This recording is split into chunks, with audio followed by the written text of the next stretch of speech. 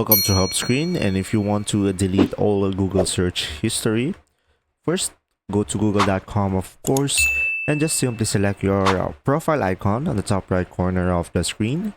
Now from here you should be able to see search history, so select on this one, and now it will redirect you to the search history tab. So now in order for you to delete it, you should have here delete icon, and you will have 4 options. You could either just delete today's history, or delete a custom range of date, or you could delete everything all time, and you could also have an auto deletion timeline.